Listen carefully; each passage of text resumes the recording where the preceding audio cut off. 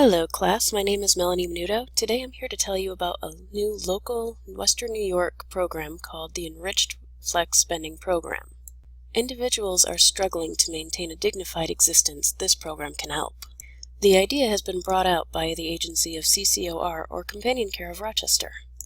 The agency is willing to match the amount of money paid into the program by those living on Social Security or disability. The idea of the program is to double the amount of money available for certain aspects such as dental, eye care, groceries, pet care, medical, or necessities.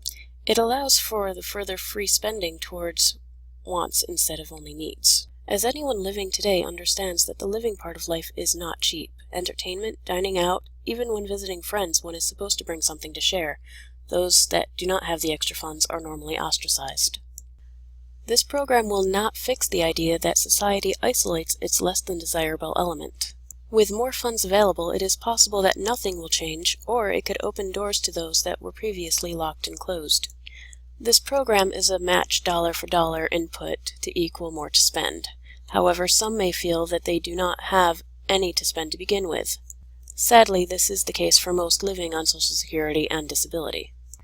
Social Security program has been cut for many years in a row, while congressmen and senators gain a cost of living increase year after year. They fight against the disabled citizens, our most senior residents, from gaining the same fate. The idea is to allow those who have been isolated to gain some independence and financial gain for the first time in nearly a decade. Independent living has become more and more of an issue as cuts to Social Security and disability has run rampant. As Carmel Dugan stated in her 2013 paper, staff members are not typically considered as natural supports, but given the evidence-based suggesting that their substantial role in providing support to people with disabilities, most especially intellectual disabilities, studies examining their role in promoting community participation and contributing to the independent living were included in this review. The review that they are discussing has been the fact that it is becoming more and more impossible for people to live on their own, in their own houses, under their own power. The program would be available only to those under Social Security and disability at first. The idea is to allow reintegration of those on the fringes of society to gain more acceptance in a capital-rich environment. In this, CCOR is going to be having a difficult time paying for this program, because the fact is the United States government does not believe that individuals on these services need more money. The thought is that they can afford to cut more away.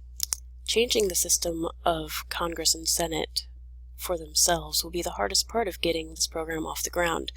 The full concept of this project is to aid all of those who need aid, those on HUD, STAR, HEAP, etc., eventually extending it to anyone making under $35,000 a year.